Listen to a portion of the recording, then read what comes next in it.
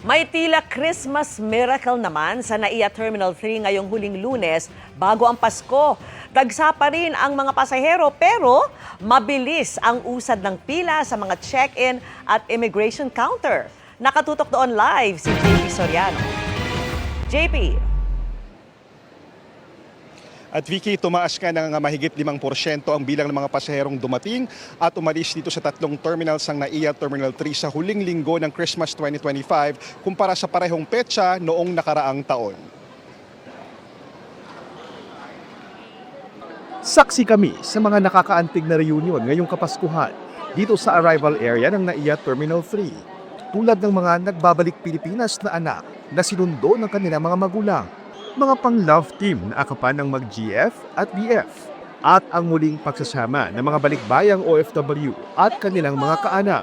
Kabilang sa kanila si Misali na sabik na inakap ng mga pamangkin. Makalipas ang 3 Paskong di kapiling ang pamilya. Ngayon, magkakasama na muli sila. Masaya talaga sa heart, sir. Wala nang iyakan to, uy.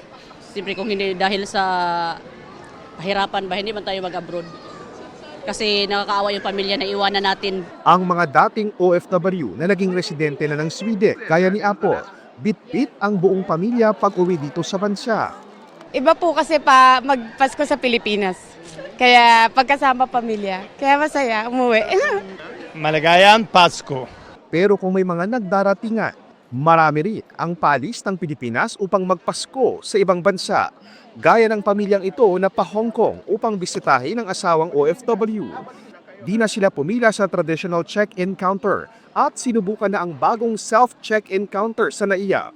Di naman sila nahirapan at inabot lang ng less than 10 minutes at nakakuha na ng boarding pass. Okay naman siya. Na-save naman kahit paano yung time paraan. Mabilis. Kahapon, December 21, mahigit 170,000 domestic at international passengers ang dumating at umalis sa NAIA. Mahigit 5% raw itong mas mataas kumpara sa parehong petsa noong 2024 ayon sa datos ng MIAA. Ngayong araw naman kahit tagsa mga pasahero, di rin ganun kahaba ang pila nitong tanghali sa immigration counters. Ang mga OFW, diplomatic passport holders at mga nasa business class kasi ay may hiwalay na immigration lanes na tinatawag na OFW lane. Malaking tulong din ang immigration e-gate sa mabilis na pagproseso ng mga pasahero. Paskong Pasko na nga ang vibes dito sa NAIA dahil sa mga Christmas display gaya ng giant reindeers na ito.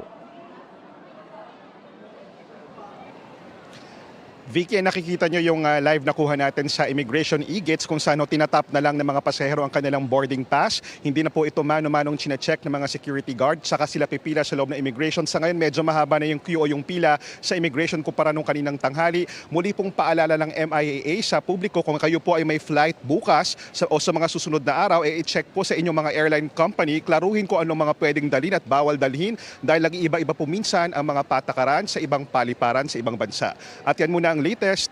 Balik mo na sa'yo, Vicky. Maraming salamat sa iyo, JP Soriano.